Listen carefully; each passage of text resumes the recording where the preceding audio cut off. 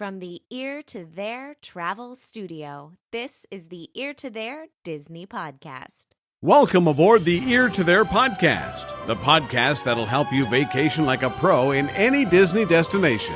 For those of you standing, please sit down and hold on throughout our journey and get ready to learn how to have the time of your life. And now, here's your host, Phil Gramlich. Hello, everybody, and welcome to the Ear to There Disney Podcast. I am your host, Phil Gramlich. I am also the owner and the operator of Ear to There Travel, which is a Disney specialized travel agency. I have found my calling, and that calling is to help you avoid all that stress, all that anxiety, and all that time that it takes for you to plan a Disney trip so you can focus on the fun things like having a great time with your family and friends and enjoying the magic. And really quickly, I wanted to mention that I will be looking to expand, and I will be looking to bring on independent contractors for Ear to There Travel very soon. So I'll be looking for very dedicated, very hardworking individuals who are extremely passionate about helping other people with their Disney vacations. If you would like some more information on what I'll be doing in the future, you could always email me at phil@eartotheretravel.com. Okay, this is episode number 107 for the week of January 29th, 2018.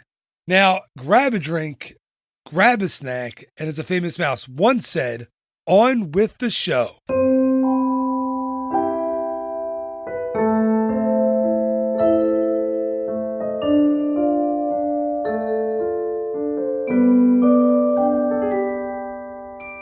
And of course, before I get into the topic of this week's show, it is time for the What About Bob segment. So each and every week, Bob Gurr comes by and he answers one of your questions. So if you have a question about Disneyland, Walt Disney World, any of the attractions, really anything concerning Disney or the history of the company, Bob would love to hear from you. Oh, and if you don't know who Bob is, Bob designed things like the Matterhorn, the monorails, the submarines, the Doom Buggy, the list goes on and on and on, and I can't mention it all here. But if you have a question for Disney legend and Imagineer Bob Gurr, please call the voice line at 267-551-1971, or you can always email it to me at phil@eartotheretravel.com. Of course, this week and every week's Ask Bob is brought to you by the Waltland Bus Tour. Each month, Bob narrates and hosts a tour around Southern California with stops in Burbank, in Glendale, and in Los Angeles. He stops at all the famous and historical sites in the history of the Disney company, and of course, in the life of Walt Disney. To get tickets for this tour, just head over to www.waltland.com. So here he is, Disney legend, Bob Gurr. It's What About Bob? Bob Gurr, the legend, creator of the Matterhorn, the monorails and the Haunted Mansion. What about Bob, the Disney legend? This question is from Megan in Colorado. And Megan said, I've seen the videos of Disneyland's opening day. But recently I heard a story that you were babysitting some Hollywood stars' kids during the opening day ceremonies on Disneyland's opening day. Is that a true story? Yes, it is. Yeah. No, I can't remember her name. She was a really, really good-looking redhead lady. I used to know the name, and I completely forgot it. And every once in a while I try to figure out, the old folk, which lady was it? She had two little boys, maybe 7 or 8, something like that. And I was, as we were preparing for the opening day parade, we had all the parade elements all kind of backstage out behind the Opera House area. And so I was kind of hanging out by the city hall, because I had about 12 Autopia cars that I was in charge of. We got to put that, the platoon of those into the parade at a certain point. But anyway, Walt was there with this lady and introduced me and said that he wanted to show her around a bit. And then he says, well, come with me, Bobby. I'll take care of the boys for a while. And so I wound up these two little kids with me, and of course Walt had already told them that I'm the guy that designed the car. Naturally, you got these two kids in your hip pocket. You know, they just glommed onto me, and I thought, well, he's coming back. Well, I didn't catch up with that woman until way late in the day. Somehow he squired her around with his family and everybody, knowing that I had the kids. And boy, that made my day complicated. Wherever I went, I had these two boys. And then we got over to the Autopia, and they had the part of the TV program where they open this and they open that and everything. And we had a long line there, and people were jumping over the fence at Autopia to commandeer cars even before they got back to the load station. And there were a lot of movie stars there. Frank Sinatra was there, and Art Linkletter and guys like that. And these two little kids, I was driving them in the car, and the speed wasn't controlled well because the governors weren't working well in the engine. And there was a guy in front of us, and the kid said, "Get him, get him, get him." And coming back down the hill, I remember I hit the car, and it went up off of the curb and stopped. And as we went by, the kids were laughing, and then the next morning, I look in the LA Times, and here's a picture of the guy that I saw, and he was a short black guy with an eye patch. And I thought, oh my God, that was Sammy Davis Jr. And I never did catch up with that man in later years to apologize, because those kids made me do it. Because all these movie people, they all knew each other. They're just having fun. But I felt so sorry that I smacked this poor short black guy with the eye patch. So you're knocking Sammy Davis Jr. off the road on opening day. I've seen the video. I've seen him. I own a copy, of Disney came out with the opening day, the metal box set. I've seen him, go by Art Linkletter, and Art Linkletter says, there's Sammy Davis Jr. And that's funny that you ended up smashing him off the road a little while later.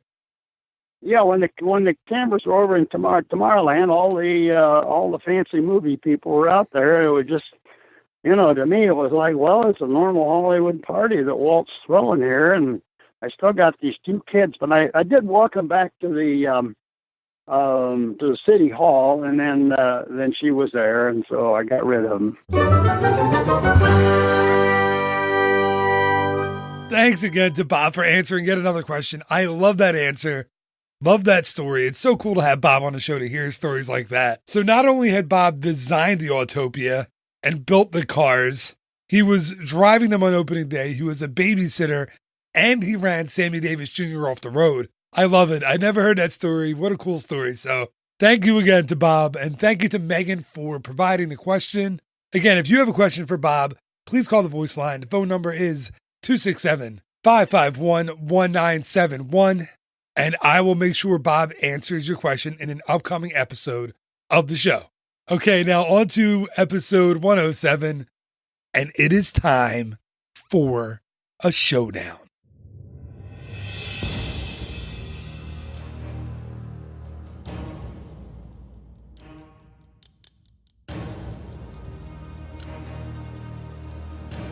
Yes, that's right. It's time for a showdown now. I try to do different things on these shows, try to bring in different types of episodes, and I floated this idea past my guest a few days ago, and he was all for it. And that should have been my first tip-off that something was wrong. Because it had nothing to do with Christmas, it had nothing to do with 80s TV, or did it? Anyway, this is a head-to-head trivia contest between me and my guest. We've both been in our soundproof booths for a couple of hours now. We're ready to rock, so here we go.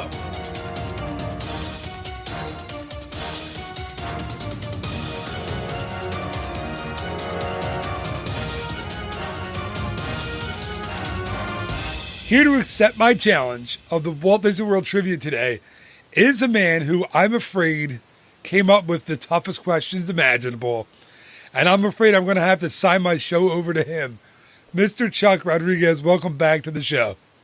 Thank you, Phil. Thank you. So, yeah, I think I have a feeling that I'm really in trouble here. Because when I came up with my questions, I was like, well, they have to be ones that Chuck will kind of have a fair chance of getting, and ones that the listener will also have a fair chance of knowing. What was your strategy when you came up with your questions? That I refuse to lose because I'm pretty sure you'd tell me to eat cheese at Walt Disney World. So, what's funny is that's true. So the loser here, the one that gets the fewer answers correct, will have to eat the winner's choice of an unusual food in Walt Disney World. Did we say Epcot or just Disney World? You did say Epcot, which makes sense. So I think we're going to, you and I, here's the plan. We're going to be hanging out in March. The plan was for whoever loses this will go on Facebook Live, right on my business page. We will record on Facebook Live the buying of the unusual snack and the loser eating the unusual snack. I think that's only fair. What do you think? It is fair. All right. And I'm going to broadcast it on Facebook Live, and then I'll put it on Instagram and Twitter and the regular Facebook page and all that stuff. So I don't want to lose. I don't want to lose because I host a show about Disney. But I have a bad feeling. As Han Solo, Luke Skywalker, everyone, Indiana Jones says, I have a bad feeling about this. Chuck, this is my livelihood we're talking about here, all right? Just so you know. Listen, look and think of what you hold in your hands right now before we get started. I mean, the thing is, I honestly would feel that most people would get these, or at least have an idea of these 5 questions. All right, so this is not going to be edited at all.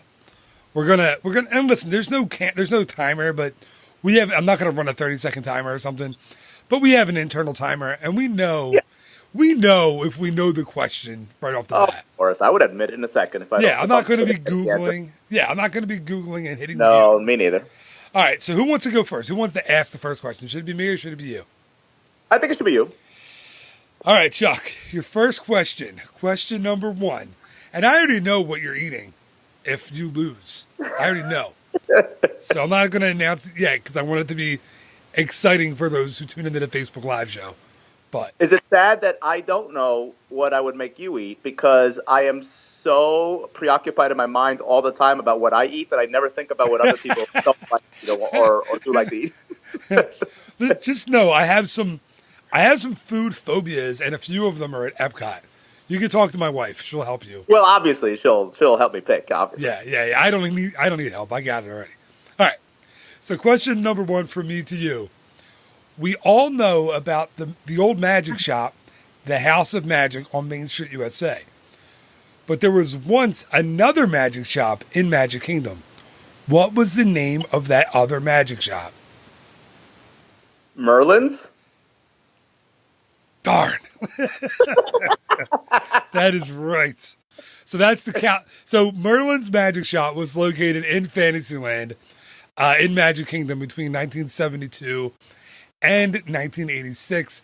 That's the caliber of question you're going to be getting from me. So I'm worried because now. So who's going to keep score? You're up 1-0. Yes. You fired. What does he say in First Blood? What does Rambo say? You drew first blood. So you drew first blood. So now you're up, or I'm up in your question. Okay. I'm worried. So, but just to be clear, this is the same question that I asked you as a little preview of what we were doing, but you would have to give a different answer than the one you gave earlier. Because there are multiple answers. I mean, I would accept at least 3 or 4 that are in my mind that I feel are relatively obvious. So here's the question. Name one of several well-known physical changes made to the Magic Kingdom in its first year of operation because Walt Disney Imagineering realized it rains in Florida a lot. So I can't give you my original answer, which was they covered the outdoor portion of the Haunted Mansion queue. Correct. I can't give you that answer, but I was right. Of course. Okay, I'll give you my second guess. Okay. My second guess is they put a roof on top of the Mad Tea Party. That is correct, of course. Yes! Oh, 1 for 1. I always thought. Chuck, you have no idea how excited I am that I got that right. Nah, I figured you'd get that one. And I always when with my family, when this has come up, when like trivia things come up once in a blue moon when we go on trips, and when we go there for the day, and we love to imagine. I mean, easily, like in an August Florida thunderstorm, the cups would have literally filled up with water in less than an hour. Yeah, I do not know what they were thinking. That's a good point. It is a good point. You'd be sitting in like a little bathtub. And I know there's people online who are obsessed with trying to get, the few little video clips or pictures that does show the tea party without the roof. I have seen a couple. I'm sure it's hard, but I have seen it. That's kind of why I thought of it, was it came to my head. Actually, The reason I thought of it was I thought of Disneyland. I was trying to think of what out in Disneyland is different than in Magic Kingdom.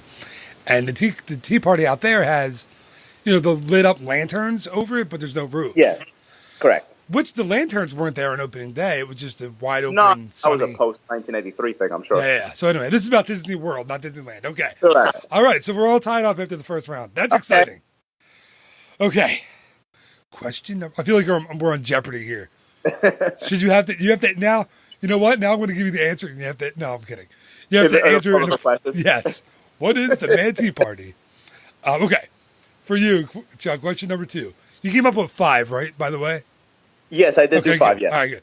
That would be a shocking thing if we both came up with the same question. I think. I don't think. I figured that wouldn't happen. Okay, number 2. Okay. What? How many times? Wait. Are you asking me? No, it's you. I'm sorry. Asking you. Yes. Don't. Come on, Chuck. You're confusing me. Messed up the order. Go ahead. I was like, did I get 2 right already? What?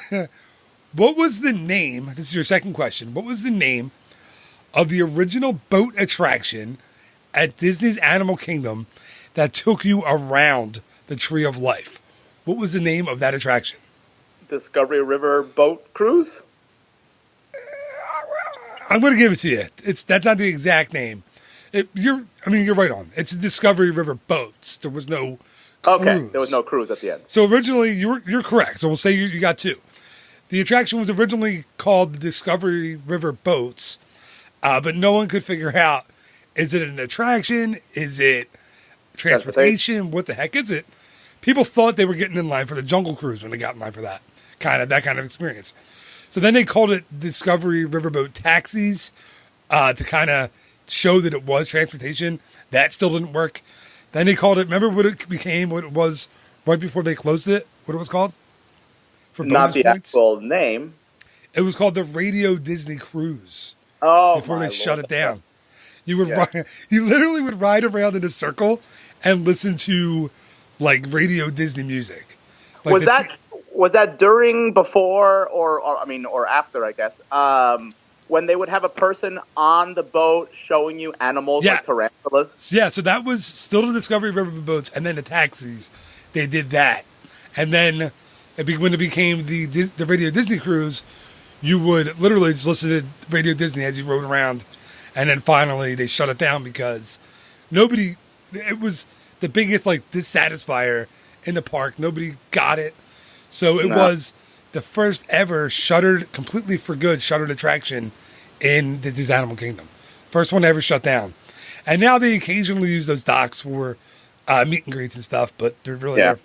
When I worked there, I used to, I was custodial and I had to go out onto the docks to get the trash cans. I remember walking past that queue and being like, oh man, this is like a 40 Why are you here?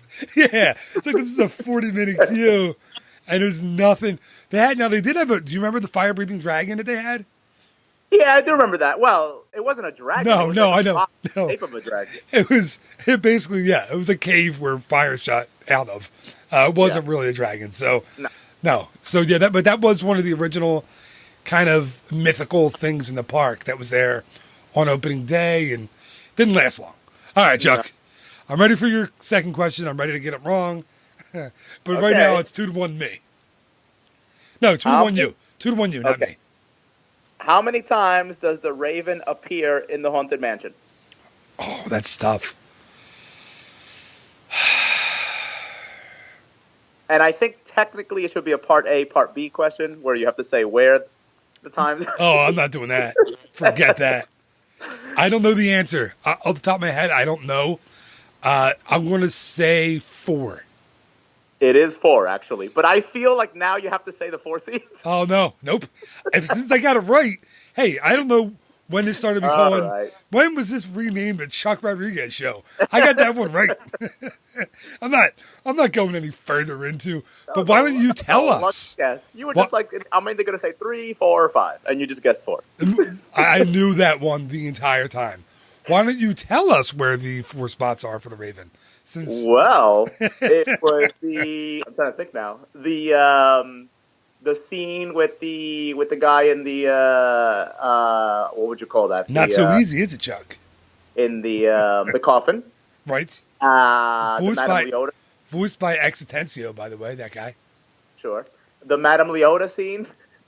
Sure.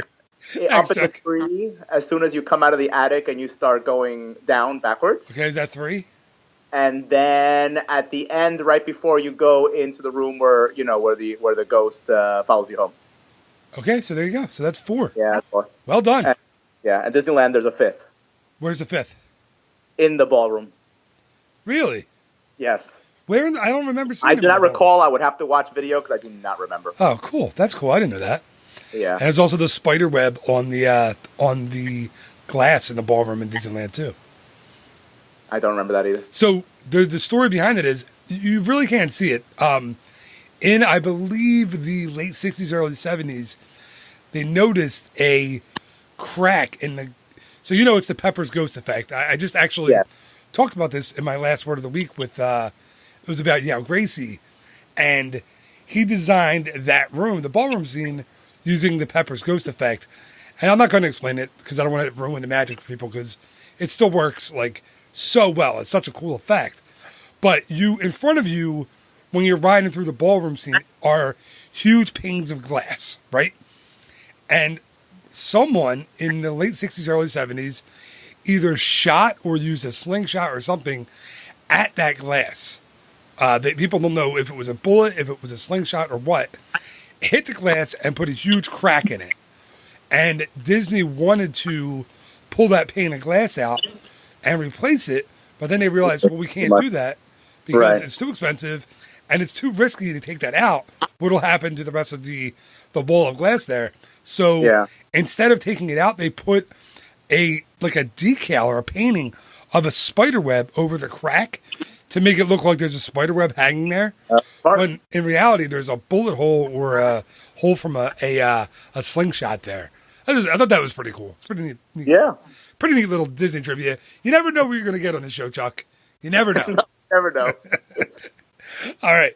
So we're tied up 2-2. That's pretty good. I didn't expect to be doing this well. Especially after my extremely educated guess on the Ravens. I'll admit, I didn't know that was 4. I'm not lying. You're right. I was going between 4 and 5. I got lucky. Yeah, that's what I figured most people would. I got lucky. All right. So your next question. Where exactly, and now this needs to be exact, in Walt Disney World will you find the Strait of Gibraltar? Where will you find that?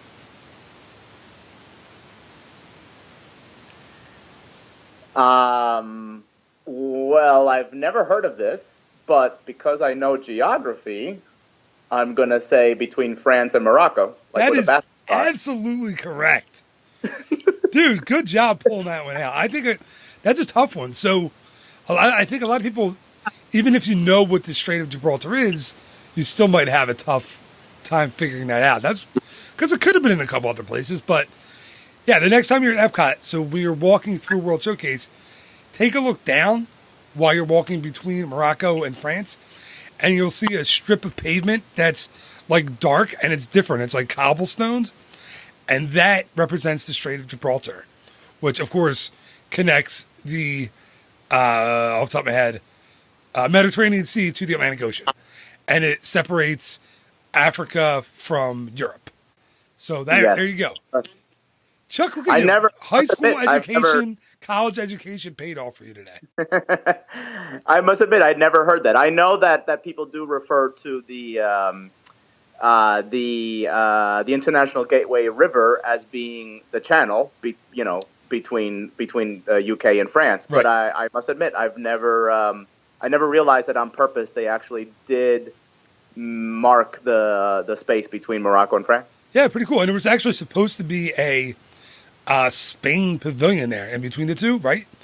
And that would have become it would have come before France, which would make it actually geographically accurate. But still, that's where it is. You're exactly right. Good, educated guess on that one. I'm proud of you. And so now wait, I'm messing the score up. So is it 3? No, what is it? 3-2 you? How many questions did I ask? I need you to keep score for me, Chuck. I mean, let's you got see. I've 3 done right. 3 and you've done 2, and we've all gotten each other's right. Oh so. man, you got all right. I got to get. You got to now. You have to try for 3 against 3. Gotcha. Now. Okay.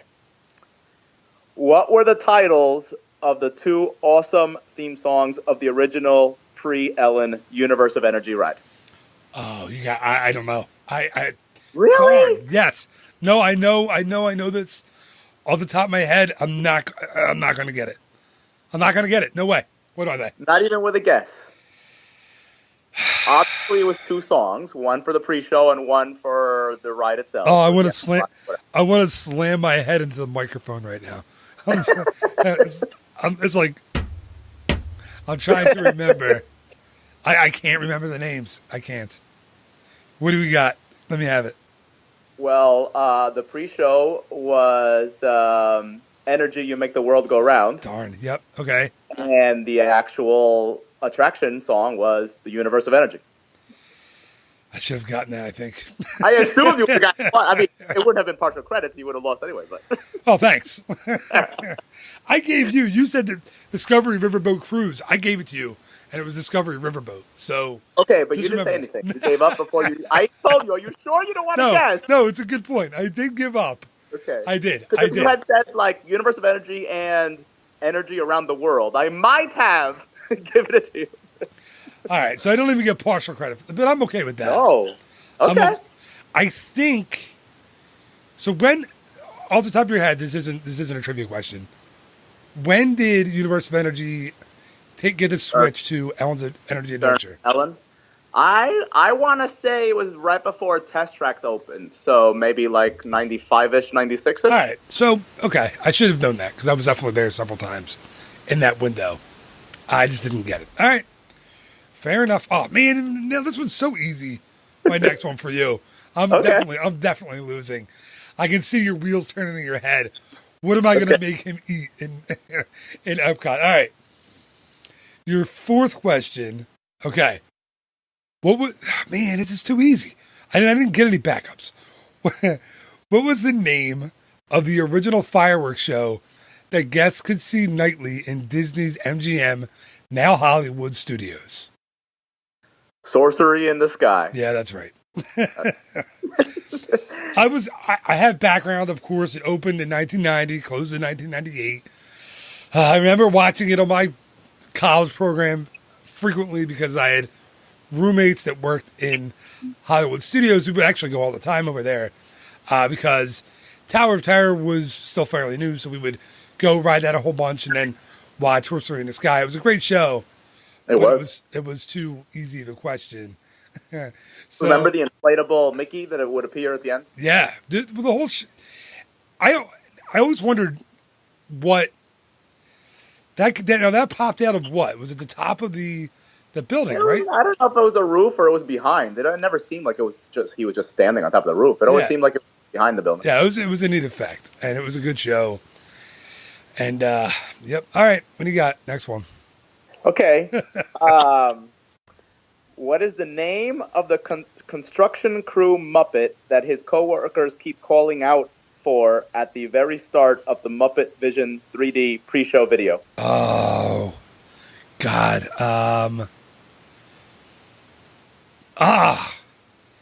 Chuck, you're killing me, Smalls. Technically, you just got it right. Chuck? Yes. Yes. Hey, I did get it right.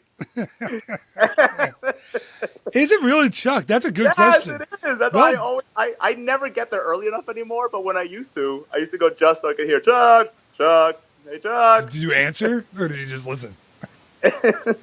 That's a good one, man. That's a good question. I would not have gotten that, but I will gladly take the credit since I am losing. Yeah, you might as well. That is really funny. That's also the one where it's a great pre-show with Rizzo and da da da da da da, and he's like, "Hey, it's me, Mickey Mouse," and I'm like, and he's like, "Oh, the tourists." Yeah, they're tourists. What do they know? Yeah, I love that. I for one, I'm hoping they put a new Muppet 3D show in there. I know people are hoping that something, but they named that area Muppet Courtyard, right? So I would hope they get a new Muppets 3D show or something. Because it doesn't have to be I mean, let's at this point, it doesn't have to be 3D shows are probably out.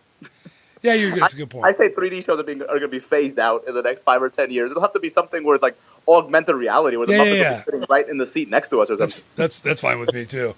The augmented reality where, I saw you, by the way, around Christmas. Oh yeah, the Jedi Challenge. Yeah, so I know not everyone that listens to the podcast is friends with Chuck on Facebook. So on Christmas morning, I'm like cycling through my Facebook newsfeed, and all of a sudden I see Chuck in like this helmet with a lightsaber in his hand, and I was like, "What is he doing?" And it was you. Was it an augmented Star Wars game? Augmented reality? Yes. So it is like you're battling the people right there in the living room, so you can still see the living room and everyone else. But the guys are there with you. Yes, correct. It's really cool. You haven't gotten over to do the no, not yet. We got to do that. Maybe that's another thing we can add in March or April. It's still there when you guys come back. I don't know if it was supposed to be a limited time. I haven't read. I think they're still doing tickets for it now, I think. I don't know. We'll check. We'll see on that. All right. So, well, I'm going to give myself that one correct. I'm going to get, even though you're going to, well, you know what? I might have a chance on this question. You might not get it right. Okay. So I asked this one on one of my Facebook trivia nights. And I think it's going to drive you crazy because you don't watch my Facebook trivia nights. I don't think. No, I've said that I have not seen them. Well, I think maybe 1 or 2. That's it. Thank you for the support. So I asked this question and nobody believed me, so I had to show photographic evidence that it was correct. So, what was the original name of the Swiss family treehouse in Magic Kingdom? The original name.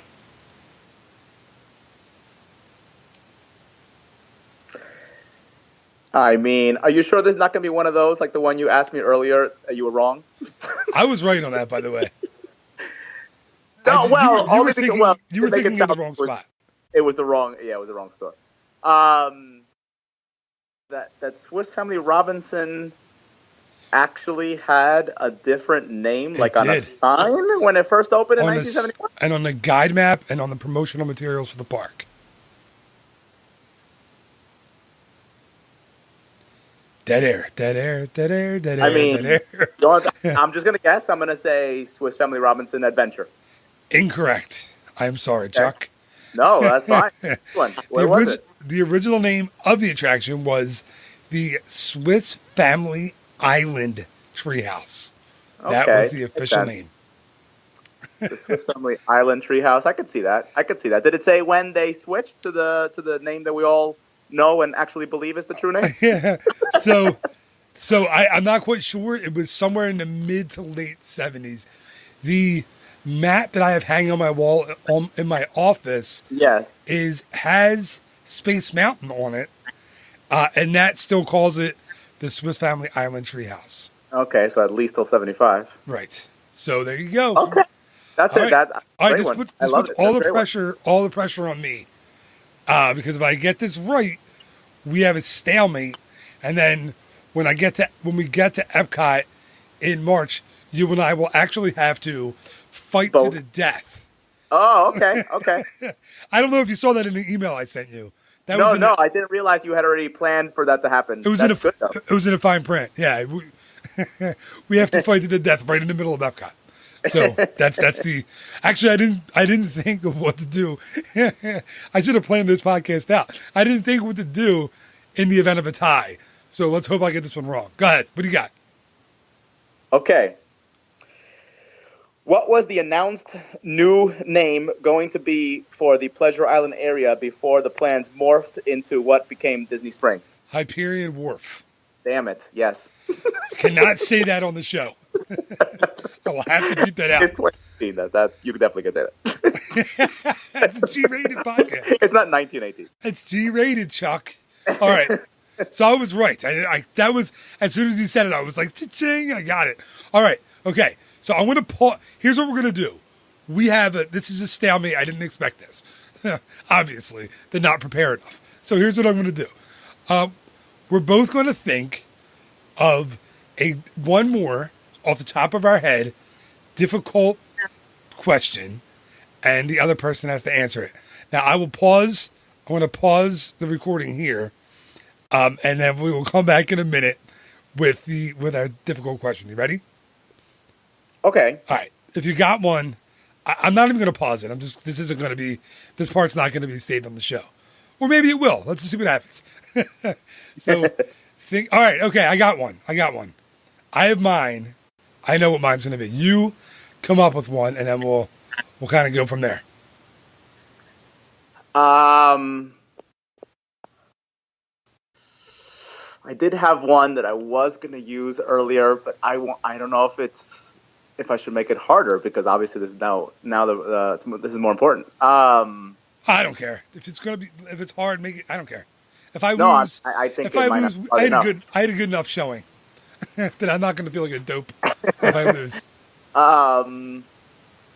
Wait, let me try to remember. There was one other question that I had in mind, over an hour ago, and maybe that one's better.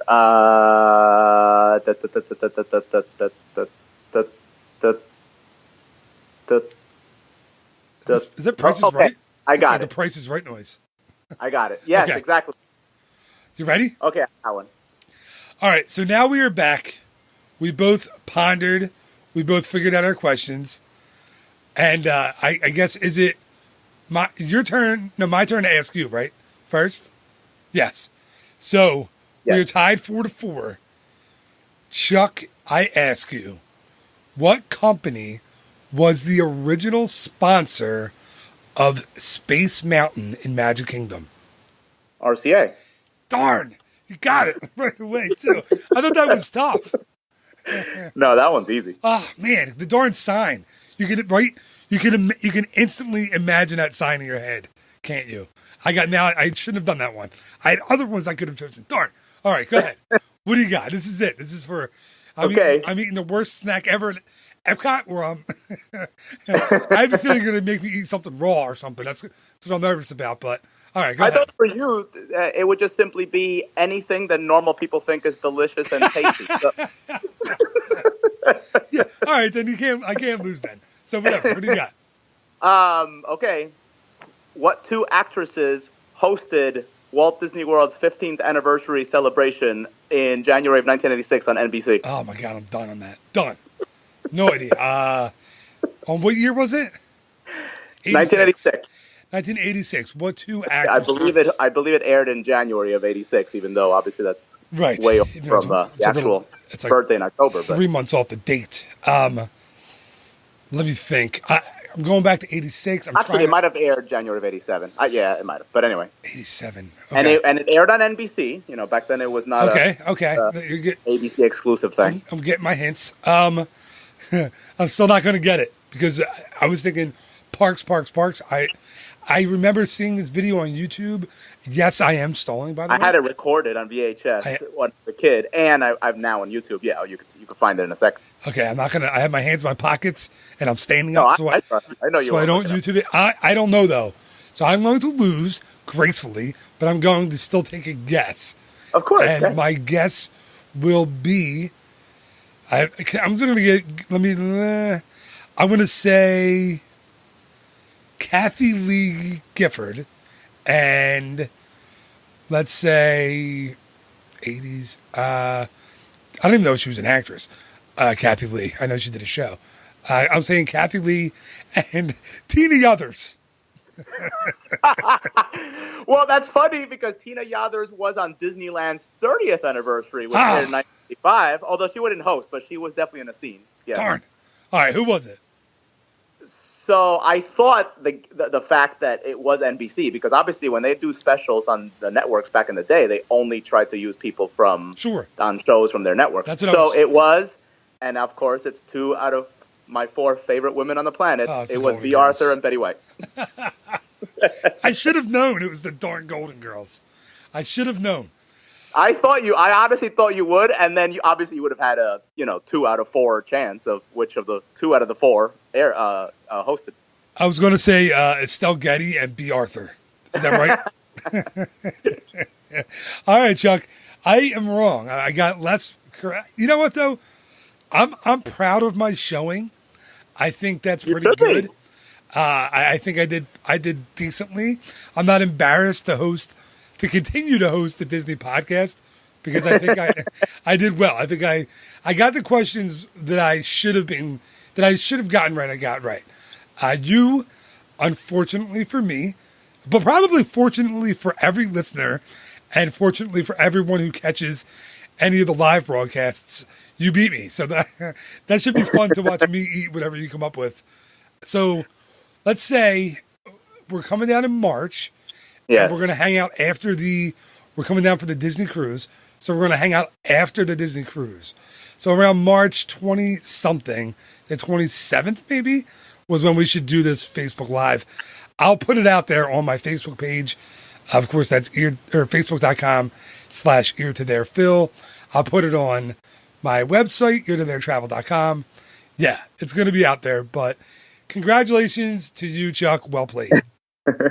Thank you, but I just have to put in there, if it's March 27th, that night is the premiere of the reboot of Roseanne, so I'm not going out that night. You can't DVR it? Come on, man. I'll think about it. Oh, this is for the podcast. It's already committed. I actually don't know. I don't even know what date it is. We'll let you know. We'll get it's around there, but it's not. I don't think it's the 27th. No, you're right. No, it's not. It's like the 29th or 30th or something like that. So we'll be fine. So, all right, Chuck. Well, this is a lot of fun, man. I had a lot of fun doing this one, and thank you again for recording. And I would ask if you have anything to plug, but I'm afraid you're going to make something up like Johnny Shortsley does on the show. That's right. Nothing. I won't even bother. Yeah, I do. You're just going to something's going to. Anyway, thank you again. It's a lot of fun, and I'm looking forward to whatever you have cooked or uncooked for me in March. All right.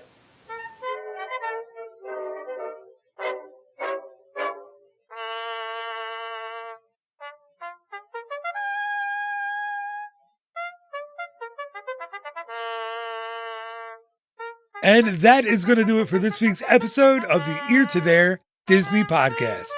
Thanks once again to my friend Chuck Rodriguez for stopping by and for playing Disney trivia with me today. I feel like I was in a rigged Florida election, right? I need a recount. I guess I lost. I don't know. Well, technically, I guess I should have lost in regulation because Chuck gave me the one when I just simply said the name Chuck.